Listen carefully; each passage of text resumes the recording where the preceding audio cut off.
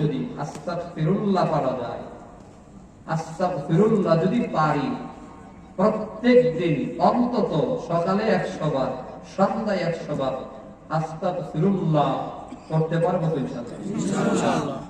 কারা কারা পারবো হাত তুলে দিচ্ছি। কি করবো? আস্তাগফিরুল্লাহ। সবাই বলেন আস্তাগফিরুল্লাহ। একসাথে জোরে করেন আস্তাগফিরুল্লাহ। আস্তাগ যে বলবেন তার আস্তে পড়বেন সরাইয়া স, তাক যে বলবেন তয়াকার তা, এরপরে কি হবে? ক না গ? ক পড়লে ইমান শেষ। ক যেন না হয়, আস্তাক যেন না হয়, গ হবে গ। ওই যে গাড়ির গ, গরুর গ, আস্তাগফিরুল্লাহ বলেন। আস্তাগফিরুল্লাহ। মহাব্বতে সবাই বলি আস্তাগফিরুল্লাহ। আস্তাগফিরুল্লাহ। আরো জোরে পড়ি আস্তাগফিরুল্লাহ। আস্তাগফিরুল্লাহ। কঠিন নাকি সহজ? লম্বা নাকি ছোট? কিন্তু অনুমানে জবাব দেন, এই ছোট্ট আস্তাগফিরুল্লাহর ওজন পাওয়ার কম নাকি বেশি? মরিচের ভেতরে ছোট মরিচ জাল কম না বেশি? গোল মরিচ একেবারে বাউন্না মরিচ, ছোট্ট মরিচ ঝাল বেশি। মানুষের ভেতরেও কিছু মানুষ আছে ছোট কিন্তু তাদের সাহস বেশি, যেমন আমাদের রফিকুল ইসলাম মাদানী। নেত্রকোনা শুরু হুজুর পাওয়ার কম না বেশি? আর কি নারা মানি ভাই, কুসুর প্রধানমন্ত্রী মানি না, হ্যাঁ কসুর রাষ্ট্রপতি মানি না করে জেলখানায়। মানুষ ছোট কিন্তু পাওয়ার আওয়াজ গরম, সাহস কম না বেশি? পুরোটাই কলি যায়। কোন কোন মরিচ পুরোটাই ঝাল। আল্লাহর কোরআনের ভেতরে কোন কোন সূরা আছে ছোট কিন্তু ওজন অনেক বেশি। যেমন একটা ছোট্ট সূরা আছে কুল হুয়াল্লাহু আহাদ আল্লাহুস সামাদ লাম ইয়ালিদ ওয়া লাম ইউলাদ ওয়া লাম ইয়াকুল লাহু কুফুয়ান আহাদ। পারি না আমরা? তো সবাই পড়ি কুল হুয়াল্লাহু আহাদ আল্লাহুস সামাদ লাম ইয়ালিদ ওয়া লাম ইউলাদ ওয়া লাম ইয়াকুল লাহু কুফুয়ান আহাদ। কুল হুয়াল্লাহু আহাদ আল্লাহুস সামাদ লাম ইয়ালিদ ওয়া লাম ইউলাদ ওয়া লাম ইয়াকুল লাহু কুফুয়ান আহাদ। 3 বার তেলাওয়াত করলে 30 পারা কোরআন তেলাওয়াতের নেকি আমলনামায় লিখে দেওয়া হবে। সুবহানাল্লাহ। আরো আস্তে কোন সুবহানাল্লাহ। আওয়াজ দিয়ে সবাই বলেন সুবহানাল্লাহ। সুবহানাল্লাহ।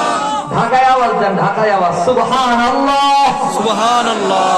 সারা বাংলাদেশ ফলো করে ব্রাহ্মণবাড়িয়া, যে ব্রাহ্মণবাড়ির মানুষের আওয়াজ আছে, আমার বাড়ি তো ব্রাহ্মণবাড়িয়া, ওখানে কথা লাগে মাইক, মাইক দিয়া কথা শুরু হয় ধর আগে। এজন্যই ওই যে দাদা বাবুরা লাফাইছিল বাংলাদেশে ঢুকে যাইব, সারা বাংলাদেশ থেকে ফেসবুকে দেখছি দাওয়াত দিছে, হ্যাঁ ঢুকলে ব্রাহ্মণবাড়িয়া দিয়ে ঢুকে, ঠিক না? সারা বাংলাদেশ ফলো করে ব্রাহ্মণবাড়িয়াকে, কিন্তু ব্রাহ্মণবাড়িয়ার ওলামাই কেরাম বলেন, তাওহীদি জনতা বলেন, আওয়াজ কিন্তু দেওয়া লাগে ঢাকায়, ঠিক না? সেটা গণভবন বলেন আর শাপলা চত্বর বলেন, আসতে হয় ঢাকায়, কথা ঠিক কিনা? ঢাকা হইল নাবি, এই জন্য ঢাকায় আওয়াজ এখন সুবহানাল্লাহ। আর ওজরে সুবহানাল্লাহ, আলহামদুলিল্লাহ, লা ইলাহা ইল্লাল্লাহ, আল্লাহু আকবার। একটু ঘুম ভাঙেছি, অনেকে ঘুমায় গেছেন, আমার মতো ক্লান্ত হয়ে গেছে, মনে হইতেছে ইবাদত করছেন রাতে। ছোট্ট আমলের মুযাকারা আস্তাগফিরুল্লাহ, আস্তাগফিরুল্লাহ, আস্তাগফিরুল্লাহ। আর জোরে মায়া লাগায় বলেন আস্তাগফিরুল্লাহ। আল্লাহর সাথে মায়া লাগায় বলেন আস্তাগফিরুল্লাহ। আল্লাহর কাছে মাপ চাওয়ায় না, আল্লাহ আমারে মাফ করে দাও, আল্লাহ তোমার কাছে মাপ চাই। বান্দা যদি আস্তাগফিরুল্লাহ আল্লাহরে মায়া লাগায় বলতে পারে, আরে মাপ চাওয়াটা যদি তওবার শর্ত সহ আল্লাহর কাছে চাইতে পারে, আল্লাহ মাফ করে দাও। তওবার শর্ত মানে যে গুনাহটা করেছি এই গুনাহটা আর করব না, গুনাহের ব্যাপারে লজ্জিত, শর্মিন্দা, শঙ্কিত। 1 নাম্বার গুনাহের ব্যাপারে আমি লজ্জিত, 2 নাম্বার এই গুনাহ করব না, 3 নাম্বার গুনাহ করার মতো কোন উপকরণ, উপঢৌকন, কোন মাধ্যম, জরিয়া, উসিলা কাছে রাখবো না, আমিও তার কাছে যাব না। 3 শর্ত পুরা করে বান্দা যদি আল্লাহর কাছে মাফ চাই, আল্লাহ তাআলা বান্দার জীবনের সব গুনাহ মাফ করে দেয়। আল্লাহ বলে, ফাকুলতু ইস্তাগফিরু রাব্বাকুম ইন্নাহু কানা গাফফারা। পয়গম্বর নূহ নবী যখন তার উম্মতদের বলে আল্লাহর কাছে মাফ চাও, আস্তাগফিরুল্লাহ শুধু বলো, বান্দা যদি আল্লাহর কাছে আস্তাগফিরুল্লাহ বলে মাফ চায়, তো আল্লাহ তাআলার শান হলো আল্লাহ বান্দারে মাফ করে দেয়। বলেন সুবহানাল্লাহ। বান্দার মাফ চাওয়ার দাম আছে আল্লাহর কাছে মিয়া। আল্লাহ তাআলা সবচেয়ে বেশি খুশি হয় বান্দা যখন আল্লাহর কাছে মাফ চায়, আল্লাহ খুশি হয়।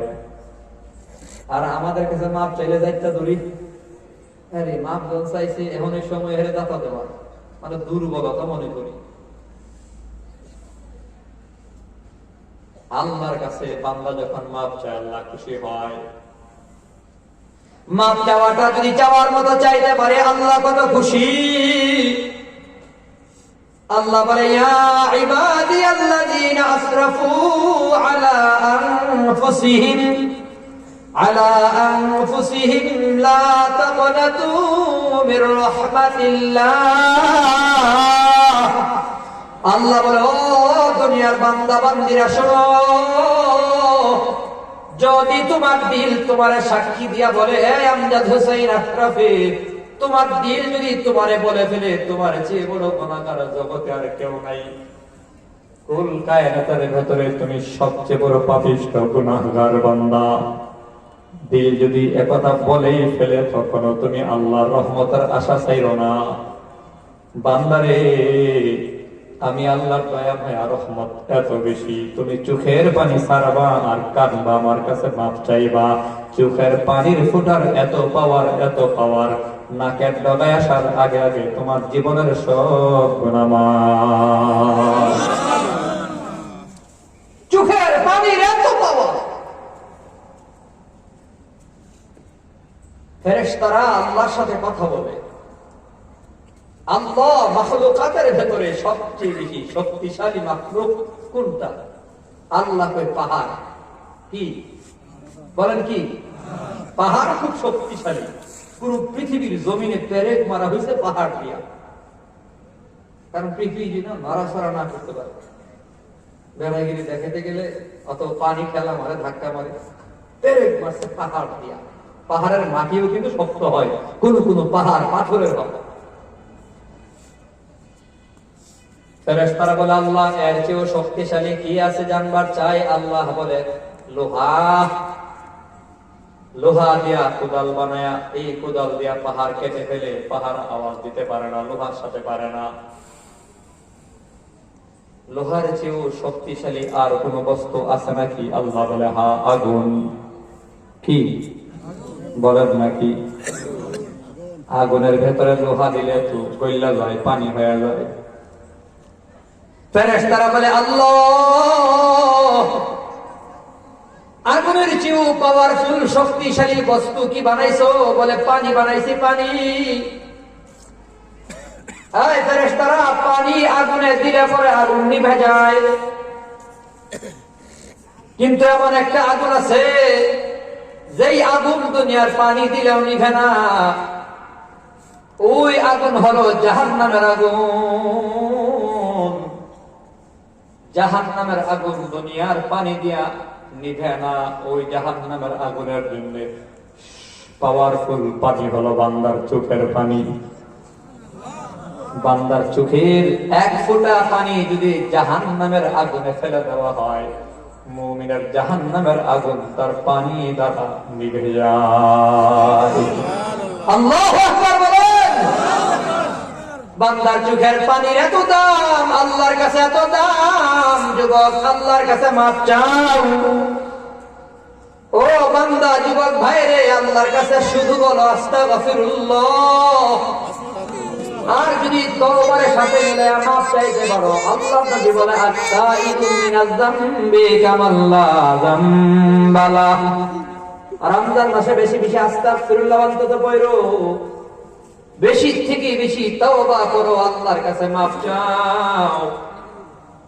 তওবা যদি বান্দা করতে পারে তো আল্লাহ নবী বলে আত-তাইবু মিনাজ যামবি কামাল্লা যামবালা। জবাব দিয়েন, কাগজের ভেতরে পেন্সিল দিয়ে লেখার পরে আবার রাবার দিয়ে যদি মুছে ফেলে, লেখা মুছে যায় কিন্তু লেখার দাগ থাকে কি থাকে না? একটা ভাঙা পড়ে যায় না? ভাঙা পড়ে যায়, দাগ থাকে। দুনিয়ার আদালতে মামলা হয়, থানায় মামলা হয়। আমজাদ হোসেন আশরাফি ব্রাহ্মণবাড়িয়া হত্যাযজ্ঞের ওই 21 সালের মারামারি মাস্টার মাইন্ড, সব টাকা দিছে, 41টা নৌকা ভাড়া করে গিয়ে আক্রমণ করে থানা ভাঙচুর করছে, আগুন লাগাইছে, রেল স্টেশন পোড়াইছে, নেতৃত্ব দিছে সে হলো কেন্দ্রীয় হেফাজতের আসামি।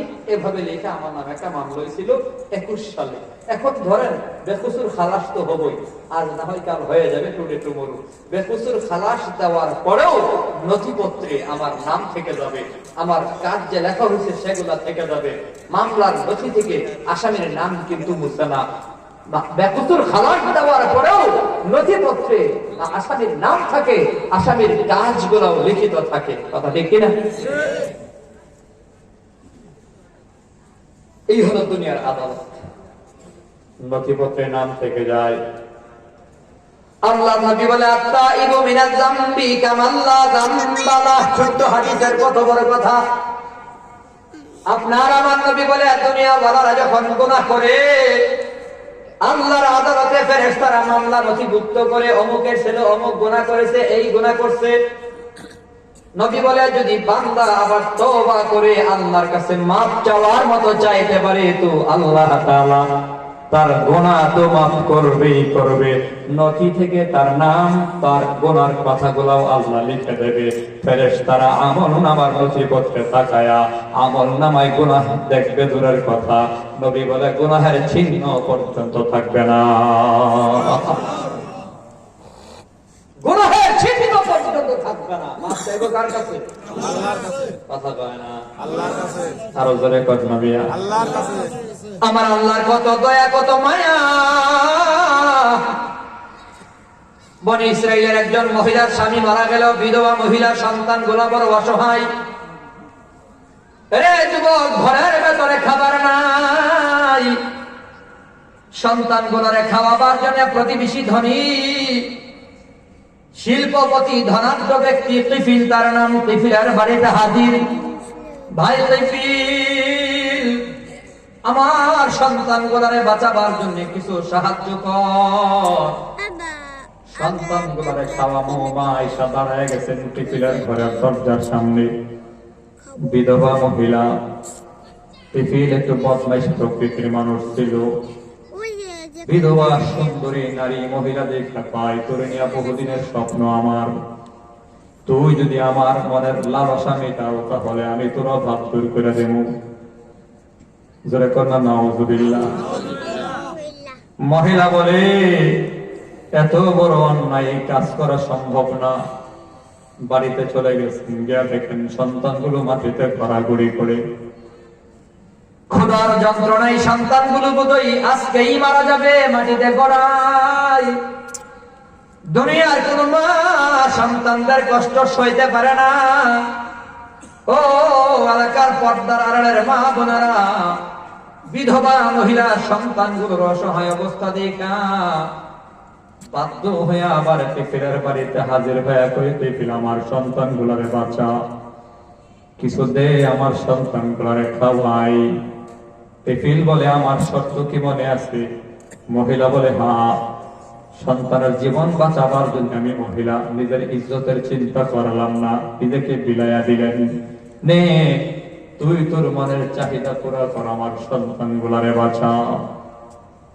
টিফিল তাকায় দেখে বিধবা মহিলার চোখের ফুটায় পানি, পশমের গোড়ায় গোড়ায় ঘামের পানি, থর থর করে মহিলাটা কাঁপতেছে।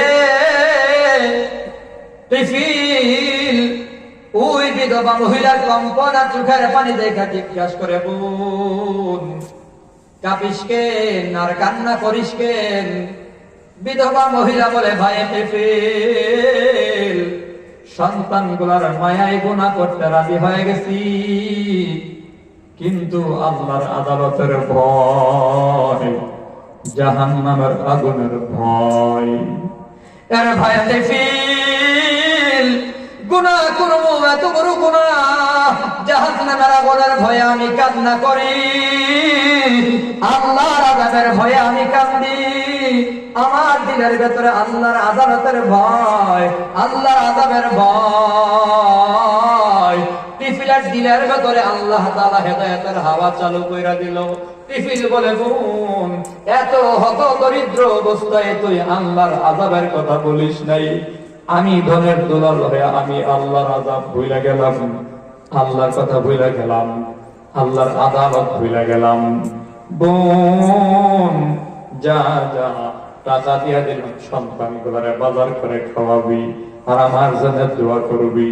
মহিলাটারে বিদায় কইরা টিফিল দরজা লাগে সাজদাই কইরা আল্লাহর দরবারে কান্দে, মালিক গুনাহ করছি, শয়তানের ধোঁকায় পড়া, আল্লাহ এমন কোন গুনাহ না এই জীবনে করি না রে আল্লাহ, তোমার আযাবের কথা ভুলে গেছিলাম, শয়তান ধোঁকা দিয়া দিয়া গুনাহ করাইছে রে আল্লাহ।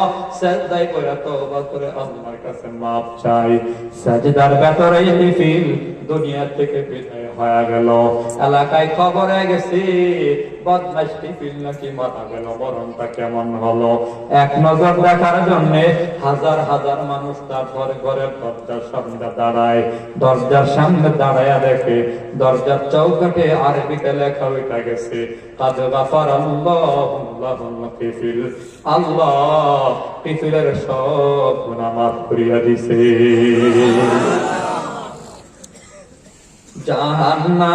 জাহান্নামের আগুন মাবুদ সইতে পারব না,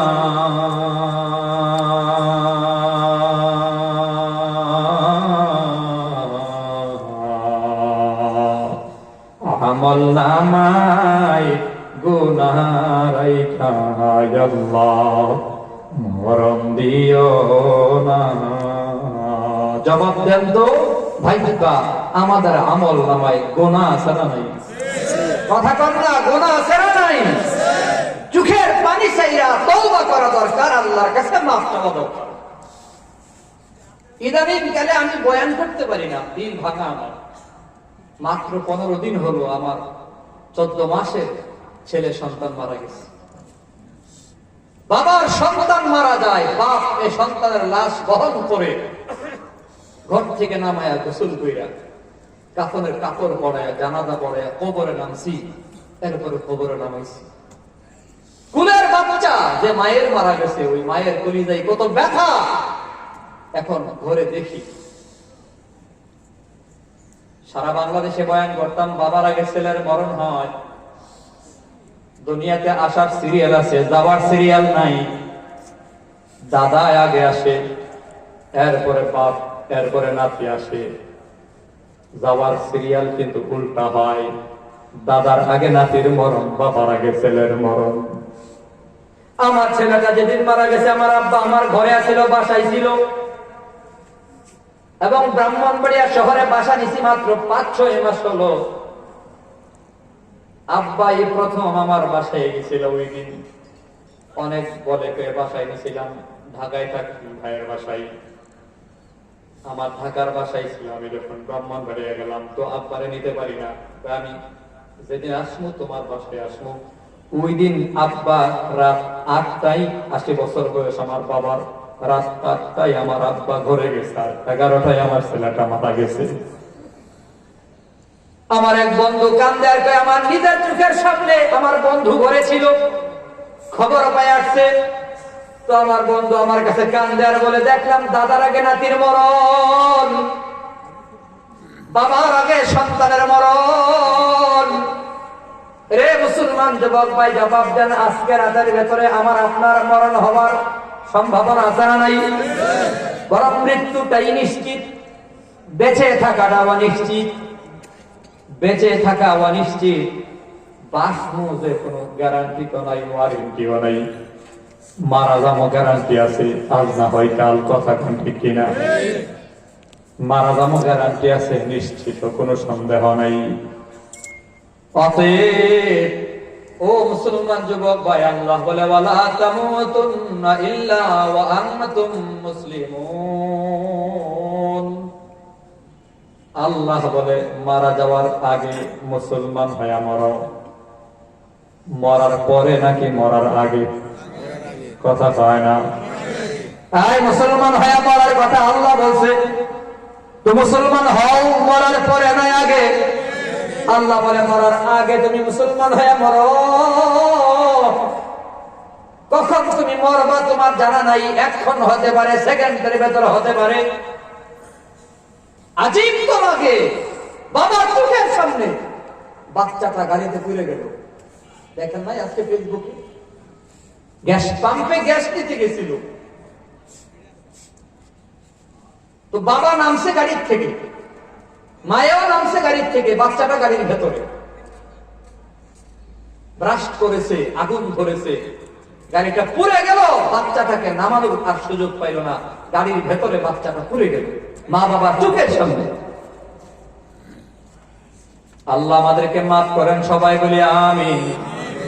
আয় মুসলমান, জবাব দেন, আমার নামায় গুনাহ আছে না নাই? তো আল্লাহর কাছে মাফ চাওয়ার দরকার আছে না নাই? জোরে আওয়াজ দিয়া মায়া লাগায়া বলেন, আস্তাগফিরুল্লাহ।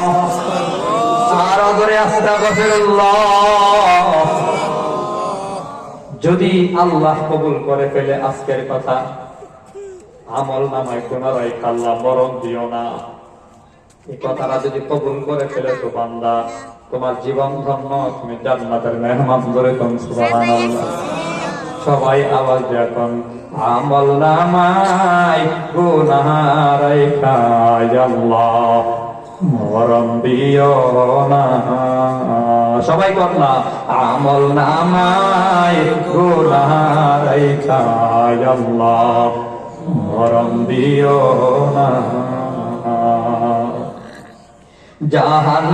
জাহান্নামের আগুন মাবুদ সইতে পারবো না,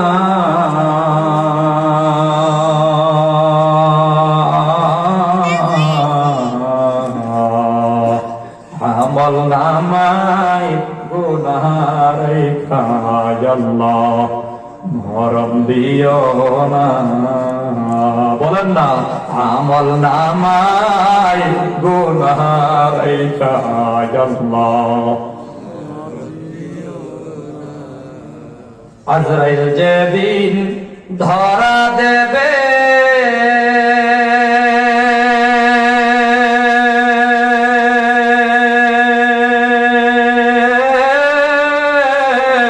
কোন না চলিবে, প্রাণ পাখি কাড়িয়া নেবে, প্রাণ পাখি কাড়িয়া নেবে, বাধা মানবে না।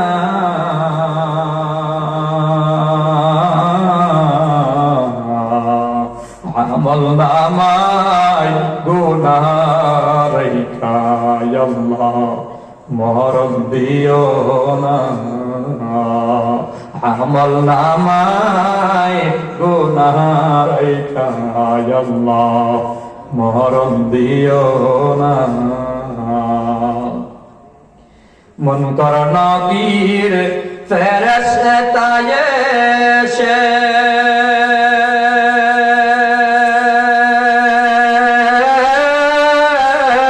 সওয়াল করবেন পাশে বসে,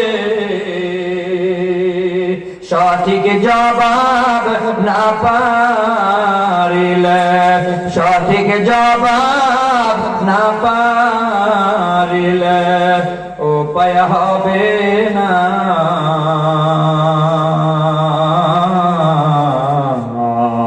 আমল নামায় গুনাহ রাইখা আল্লাহ মরণ দিও না। আমল নামায় গুনাহ রাইখা আল্লাহ মরণ দিও না। খারাপ লাগে নাকি? জবান খুলে বলেন আস্তাগফিরুল্লাহ, আস্তাগফিরুল্লাহ, আর জোরে আস্তাগফিরুল্লাহ। আস্তাগফিরুল্লাহ। فقلت استغفروا ربكم إنه كان غفارا।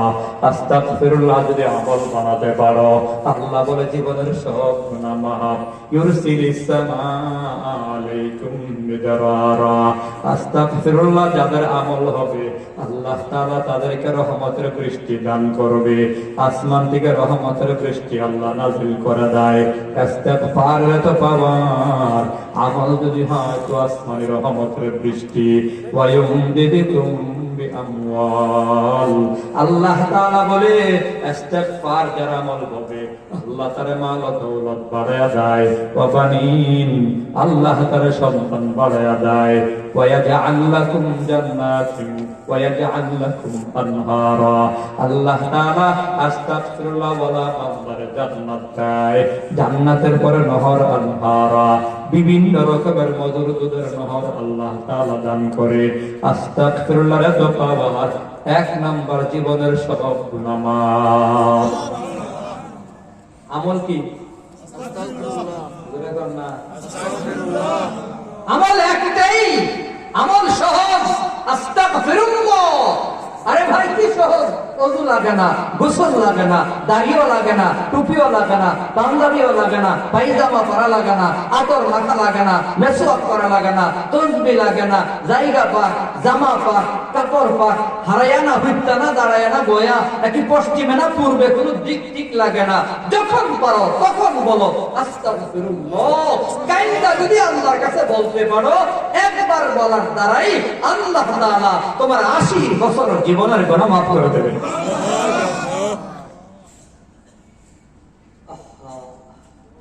আমলের পাওয়ার কম না বেশি?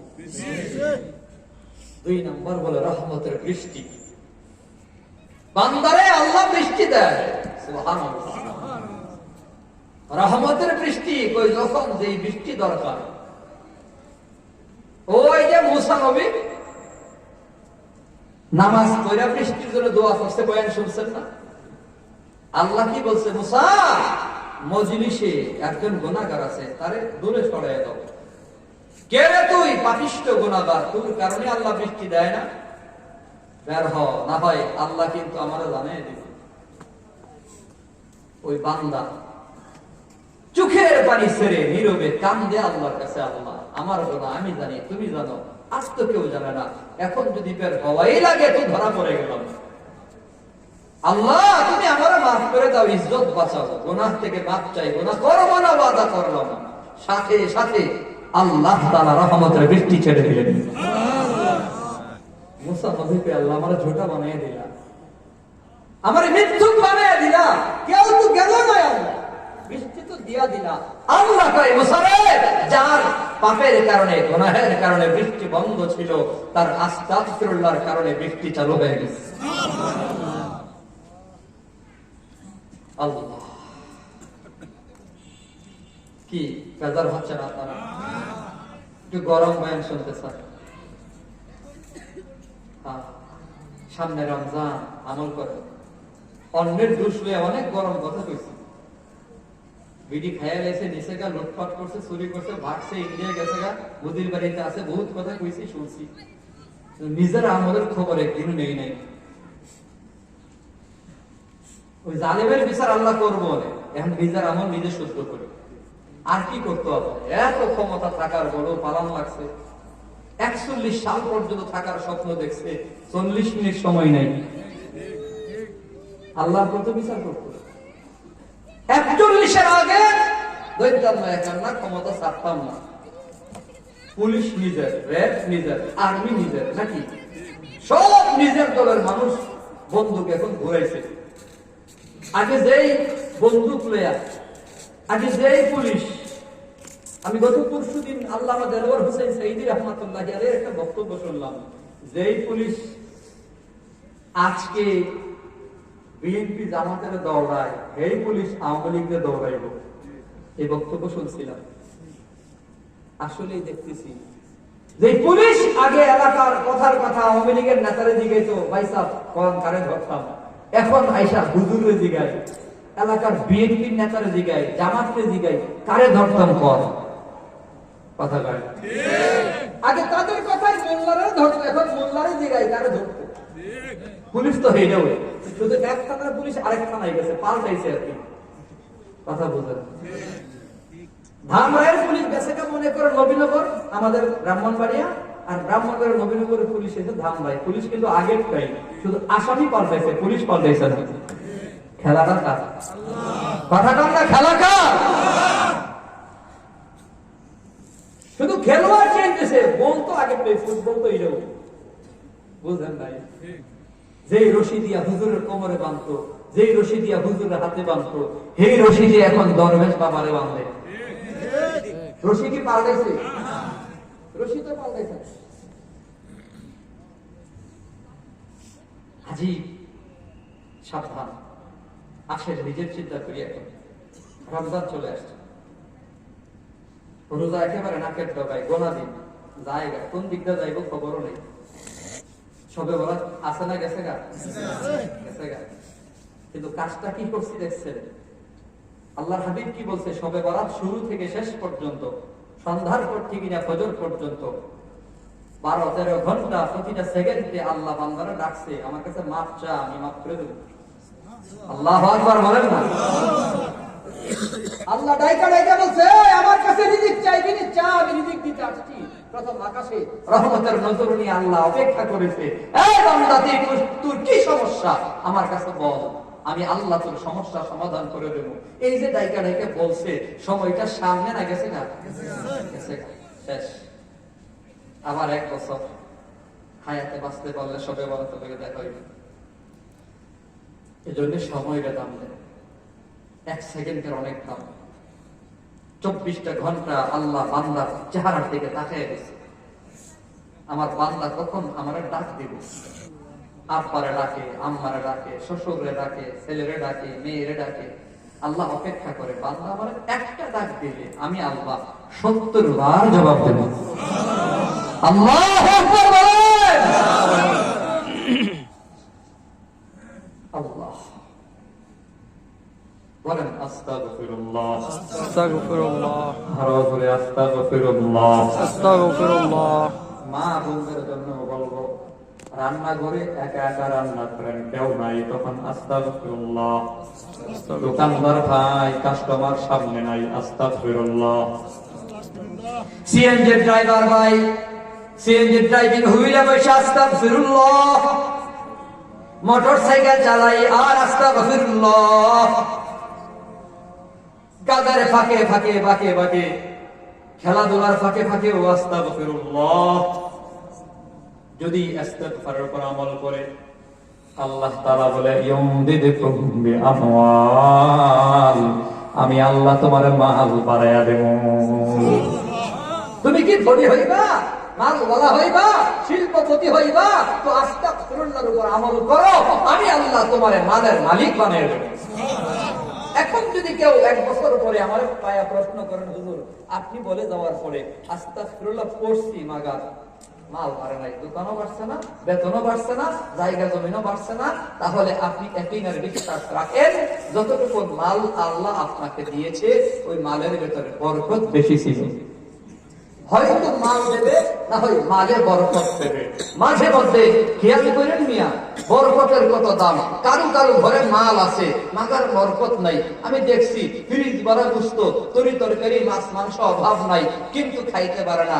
ডাক্তার কইতো ডায়াবেটিস 40, যা দেখবি সব 20। দেখাই দিছে একটু খাইবি গরুর কথা, দেখিস না গরুর গুস্ত। কারণ ডায়াবেটিস বেশি থাকলে দেখলেই খাইতে মন চায়, ঠিক নেই? ডাক্তার কাছে বাজান আল্লাহর রাস্তায় গরুর গোশত খাইয়েন না। বাড়ি থেকে আসে গুল্লি মারি ডাক্তার, গরুর গোশত সামনে পাইলে রোজ থাকে না, ঠিক নেই? ওই দিন সুলতানুল ওয়াহিদিন খালেদ সাইফুল্লাহ আইয়ুবী সাহেব বলতেছে, এই গরুর গোশত আমার সামনে আনিস না। আমি আর কি লিখে কয়েন না ভাই, দেখলে আর জিহ্বার পানি রাখতে পারি না। মানে এত মজা গরুর গোশতের ভেতরে, ঠিক নেই? সামনে আমিও সামনে বললে একটু করে খাই, অথচ রোগ না থাকলেও ডাক্তার না করে যে গরুর গোশত সহজে খায় না, হজম দেরিতে হয়।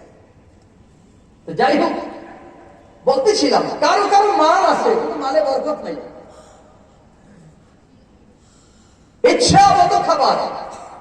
একদিন গ্রাম থেকে ছেলের শ্বশুর বাড়ি থেকে পায়েস পাঠাইছে, খুব মজা হয়ে, খাজুরা গরু দিছে, আবার চিনিও দিছে। আজকে খাইছে এত মজা করে দিছে, না খাই পারি নাই। তো ডায়াবেটিস এর রোগী যদি এক টান দিয়ে এক বাটি খাইয়া লাই, অবস্থা কি হয়েছে?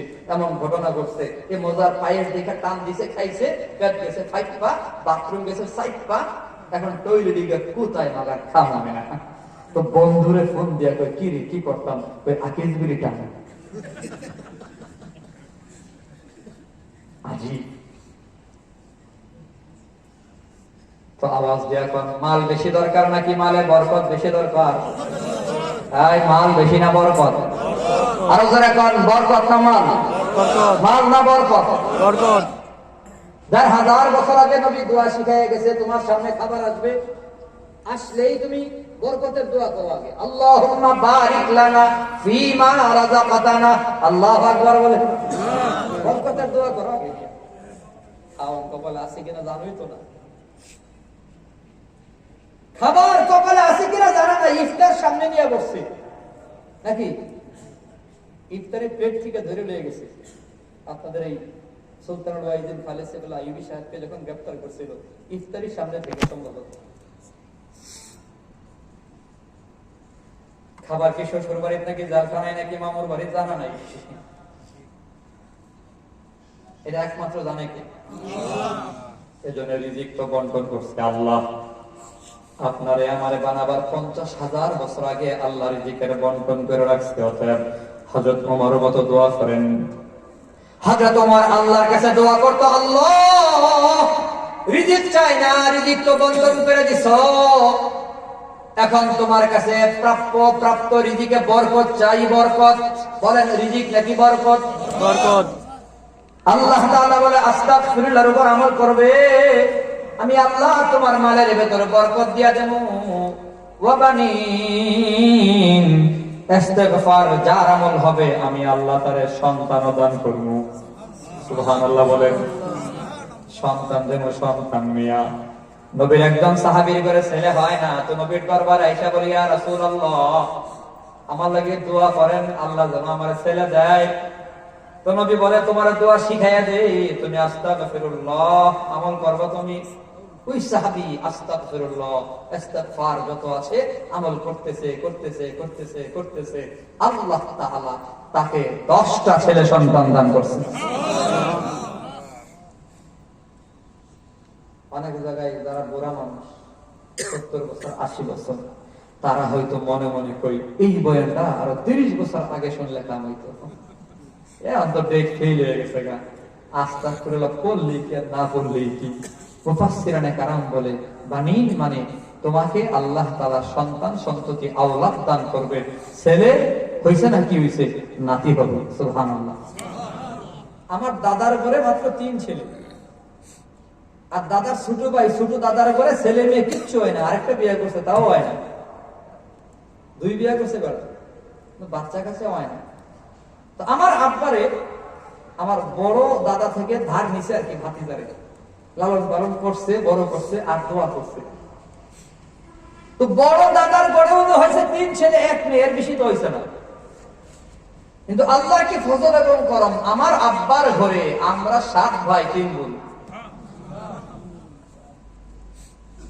আমার আব্বা মাঝে মধ্যে কয় তোমার ছোট দাদার দোয়া, দাদার ঘরে ছেলে মেয়ে নাই, আমরা ভাই বোন বেশি, ইস্তেগফারের উপর যদি আমল করো আল্লাহ তাআলা সন্তান বাড়াবে, না হয় নাতি নাতকর বাড়ায়া দেবে। যদি বেশি না হয় কম থাকে তাহলে লিখে নাও সন্তান 1টা বা 2টা আছে কিন্তু বরকত আছে, বরকত। কারো কারো 10টা ছেলে আছে, একটা ডাকাইত, আরেকটা মাস্তান, আরেকটা গাদার ব্যবসা করে, আসেনি? আল্লাহ তাআলা বলে ফাকুল তুস্তাগফিরু রাব্বাকুম ইন্নাহু কানা গাফফারা। কয়েক মিনিটের ভেতর কথাগুলো শেষ। আস্তাগফিরুল্লাহ যদি বলতে পারো, আমল করতে পারো, গুনাহ মাফ। ইউরসিলিস সামাআ আলাইকুম মিদরারা, আল্লাহ তাআলা বলে রহমতের বৃষ্টি। ওয়া ইউমদিদুকুম বিআমওয়াল, আল্লাহ বলে মাল বাড়ায়া দেওয়া হবে। ওয়া বানিন, সন্তান বাড়ায়া দেওয়া হবে। ওয়া ইয়াজআল লাকুম জান্নাতিন ওয়া ইয়াজআল লাকুম আনহারা। আস্তাগফিরুল্লাহ নিয়া যদি কবরে আসতে পারো, আল্লাহ তাআলা বলে আমি আল্লাহ তোমার জান্নাত দিয়া দেব, জান্নাতের পাশে নহর দিয়া দেব, দুধের মধুর নহর, শরবতের নহর। নবী আরো কি বলছে? আমার নবী কয় মান লাজিমাল ইস্তিগফার। আমি আসলেন হাদিস, নবী বলে মান লাজিমাল ইস্তিগফার, যে বান্দা ইস্তিগফারকে লাজিম বানাবে, ইস্তিগফারকে জরুরি বানাবে, ইস্তিগফারকে নিজের কাজ বানায় নেবে। সিএনজি চালানো আমার কাজ, আজকে থেকে আস্তাগফিরুল্লাহ আমার কাজ। দোকানদারি আমার কাজ, আজকে থেকে আস্তাগফিরুল্লাহ আমার কাজ। ও মা, ঘরের ভেতরে রান্না বান্না করা আমার কাজ, আজকে থেকে আস্তাগফিরুল্লাহ আমার কাজ।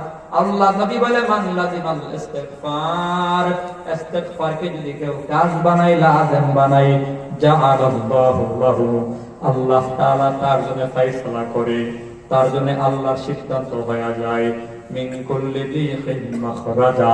নবী কয় 1 নাম্বার আল্লাহ তাআলা তার সমস্ত বিপদ আপদ মুসিবত দূর করে দেয়। ওয়া মিন কুল্লি হাম্মিন ফারাজা। রাসূল বলে নাম্বার 2, কেউ যদি আস্তাগফিরুল্লাহকে নিজের কাজ বানায়, 2 নম্বরে আল্লাহ তাআলা তার সমস্ত ডিপ্রেশন, যত চিন্তা, দুর্ভাবনা, দুশ্চিন্তা দূর করে দেন। কে? কথা বলেন কে?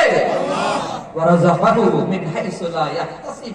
আল্লাহ নবী বলে 3 নম্বরে আল্লাহ তাআলার ফয়সালা তার জন্য হয় যার কাছে আস্তাগফিরুল্লাহ। তার জন্য 3 নম্বর আল্লাহর ফয়সালা হলো তার ধারণার বাহির থেকে আল্লাহ তাকে রিজিক দান করে। কি বলছেন? আস্তাগফিরুল্লাহর পাওয়ার কম না বেশি? আমল তো বেশি লাগে না মিয়া। আখলিস দীনাকা ইয়াকফিকাল আমালুল কলিল। অল্প আমল জান্নাতের জন্য বাহানা। সুবহানাল্লাহ বলেন। আহাব্বুল আমালি ইলাল্লাহি তাআলা আদওয়ামুহা ওয়া ইন কাল্লাহ। আয় মুসলমান যুবক, মুরব্বি বাবা, আল্লাহ নবী বলে আল্লাহর কাছে প্রিয় আমল, পছন্দের আমল কোন আমল জানো? যে আমল বান্দা সব সময় করে, ওয়া ইন কাল্লাহ, যদিও কম। বেশি না কম? আল্লাহ বেশি আমল চায় না মিয়া, আল্লাহ চায় সুন্দর আমল। লিয়াবলুয়াকুম আইয়ুকুম আহসানু আমালা। তরকারি পাকাইছেন বড় পাতিলার ভেতরে, মজা নাই, কি খাওয়া যাবে? শুটকির ভর্তা, বড় মজা, 3 প্লেট ভাত খাওয়া যায়। আখলিস দীনাকা ইয়াকফিকাল আমালুল কলিল। অল্প আমল, সামান্য আমল যদি কেউ করে, আর সে আমলে যদি ইখলাস থাকে, পিউরিটি থাকে, পিওর আমল, সামান্য আমল বান্দাকে জান্নাতের মেহমান বানিয়ে দেয়। সুবহানাল্লাহ। মসজিদে কে কত দান করছেন? 10,000, 5,000, 2,000, কেউ 2 লাখ দিচ্ছে, ঠিক না? দান করছেন না? কালেকশন করতেছি না, একটা বয়ান শোনায় দিই। কেউ মসজিদে শুধুমাত্র 1 টাকা দিচ্ছে, নিয়ত যদি পাক্কা হয়, আল্লাহ তাকে জান্নাতে ঘর বানিয়ে দেন। সুবহানাল্লাহ। আরো জোরে কন্যা সুবহানাল্লাহ। মান বানা লিল্লাহি মাসজিদান বানাল্লাহু লাহু বাইতান ফিল জান্নাহ। আল্লাহর জন্য যে মসজিদ বানায়, আল্লাহ তার জন্য জান্নাতে ঘর বানায় দেয়। সুবহানাল্লাহ জোরে কর। বাদশা হারুনের নাম শুনেন নাই? বাদশা হারুন একটা মসজিদ বানাবে, এলাকায় ঘোষণা করেছে, এই এলাকার লোকেরা আমি মসজিদ বানাবো, কিন্তু তোমরা কেউ 1 টাকাও দিবা না। চাঁদা দেওয়া নিষেধ। আল্লাহু আকবার বলেন। চাঁদা দেওয়া কি নিষেধ, কালেকশন নিষেধ। ইমাম সাহেব কারো কাছ থেকে টাকা নিলে চাকরি কিন্তু থাকবো না, সাবধান, আমি মসজিদ বানাবো। তো নিজের টাকা খরচ করে মসজিদ বানাইছে, রাজমিস্ত্রির বেতন দিছে, জুগালির বেতন দিছে, খাওয়াইছে পড়াইছে, বেতন দিয়ে মসজিদ বানানো শেষ। যেই প্রতিষ্ঠানের দায়িত্ব থাকে আর ওই প্রতিষ্ঠানে যদি কাজ শুরু হয়, তো ওই দায়িত্ববান লোকের কিন্তু ঘুম হয় না। নিয়ে আমি আমার গ্রামের মাদ্রাসার সভাপতি আমার বানাইছে পত্রিকা, এই মাদ্রাসার টেনশন আমার এখন ঠিক মতো ঘুমায়। সভাপতি সুনাম বদনামের একটা বিষয় আছে। তো বাচ্চা হারুন মসজিদ বানাবে, টেনশন, ঘুমায় না। মসজিদটা বানাইছে শেষ, দিব্যি আরামে একটা ঘুম আসছে, শান্তির ঘুম। নাক ডাকা ঘুমাইতেছে, রহমতের ফেরেশতা এসে ঘুমের ভিতরে স্বপ্নের ভিতরে ডাকতেছে, এই বাচ্চা মসজিদ যে বানাইছো আল্লাহ তো কবুল করে নিয়েছে। সুবহানাল্লাহ। তো আছে স্বপ্নে কইতেছে, ঠিক হইতো, হক করে মসজিদে বানাইছেন আল্লাহ, জান্নাতে আপনার জন্য ঘরও বানাইছে। দেখবেন নি ঘরটা কেমন, দেখবেন নি কইলো, দেখলো মানে জান্নাতের ঘর সব নির্মাণ করছে। নিজের জন্য জান্নাতের ঘর, স্বর্ণেরই আবার রূপার, আবার স্বর্ণের আবার রূপার, সুন্দর করে কারুকার্য করে,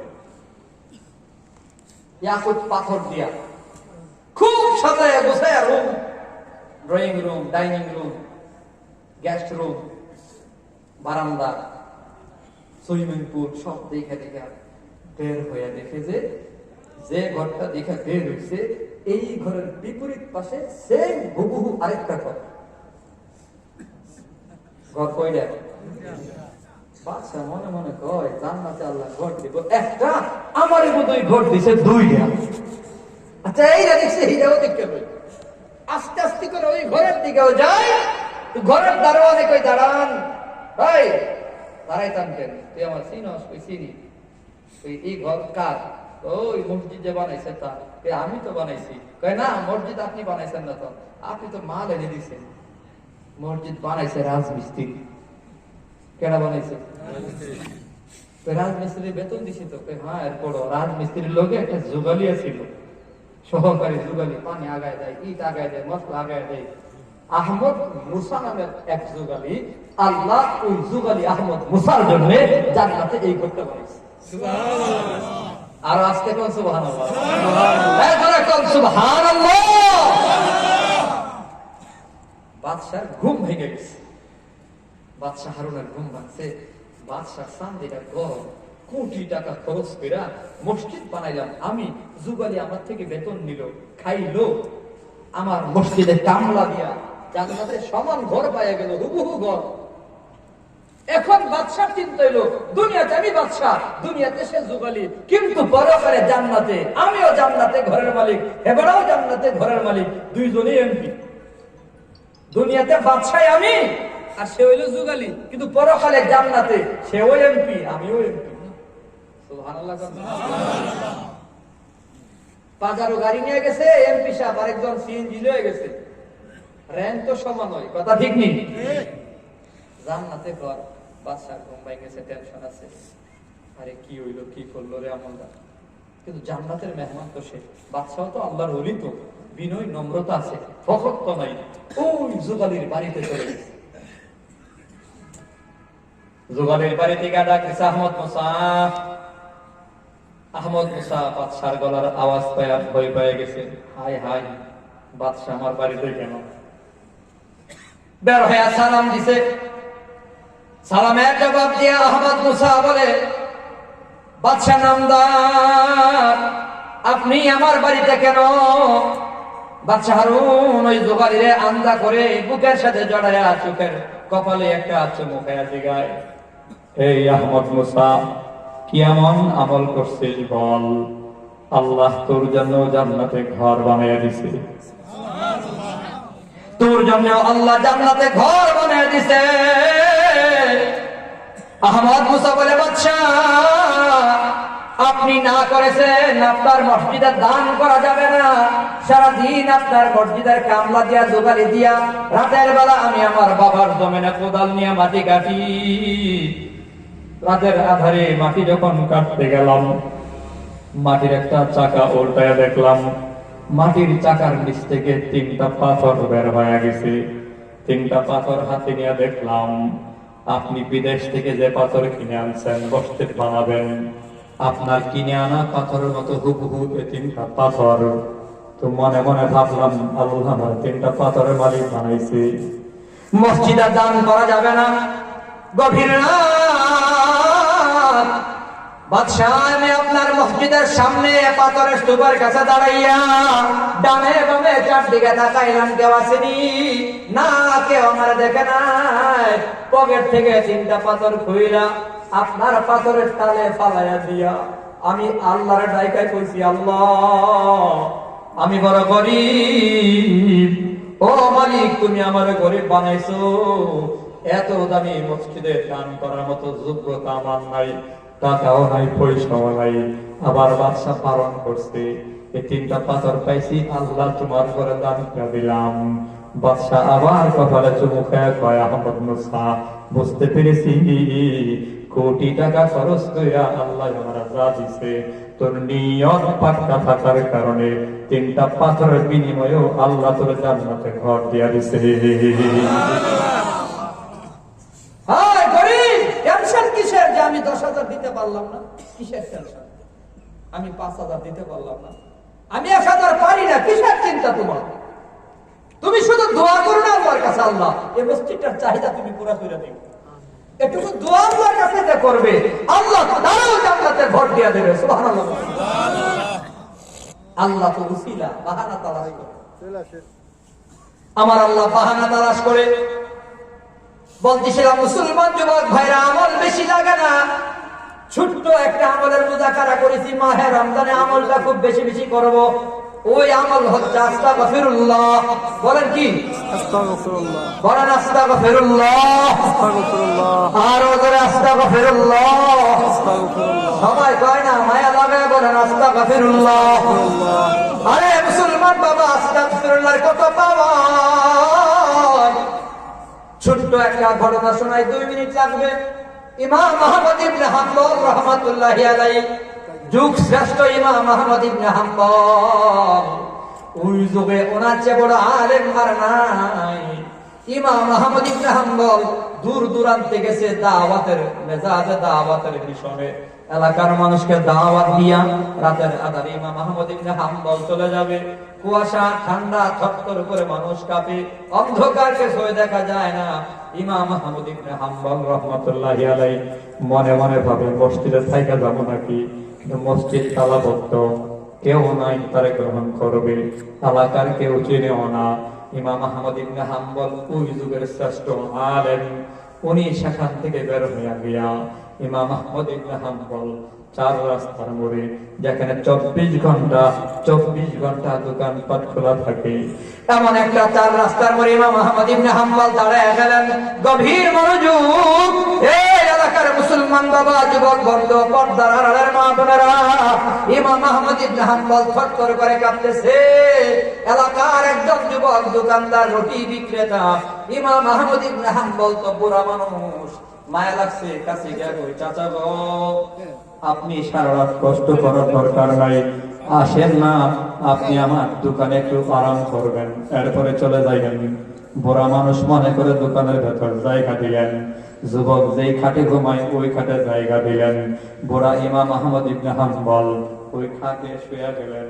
শুয়া দেখে যুবক রুটি বানায় আর পরে আস্তাগফিরুল্লাহ, রুটি খোলা দেয় আর আস্তাগফিরুল্লাহ, রুটি প্যাকেট করে আর আস্তাগফিরুল্লাহ।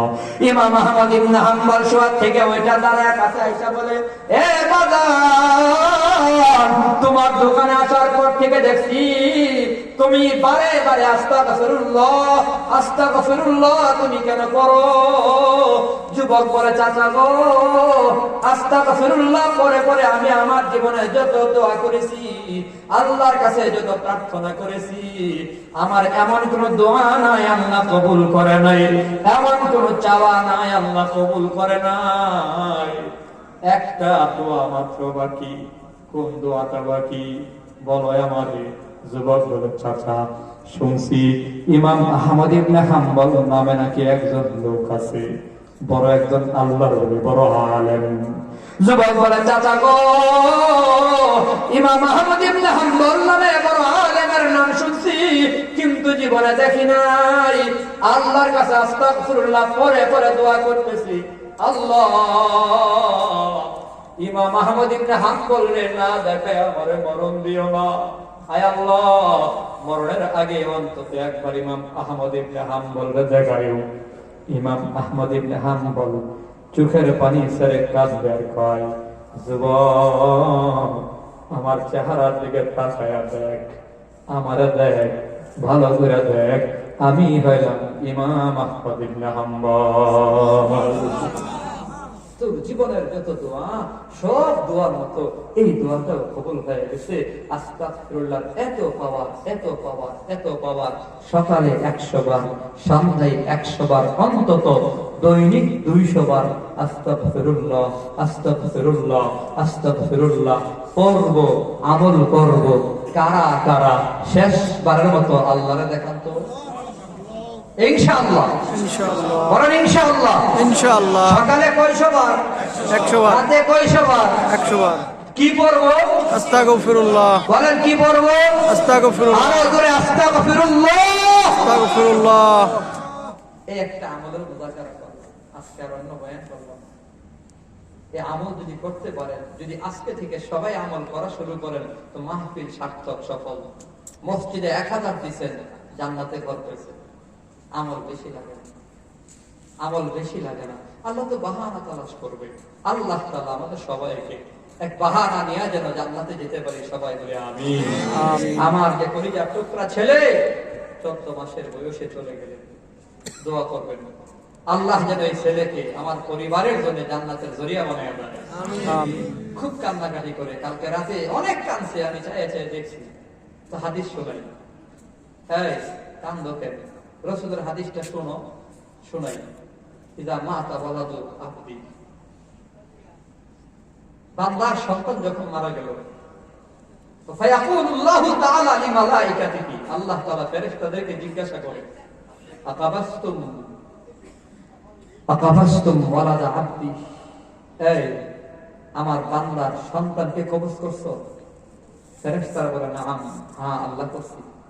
এরপরে আল্লাহ জিজ্ঞাসা, আকাবাসতুম সামারাতা ফুআদিহি, আবার জিজ্ঞাসা করছে আল্লাহ, এই ফেরেশতারা আমার বান্দা বান্দির কলিজার টুকরা কি নিয়ে আসছো?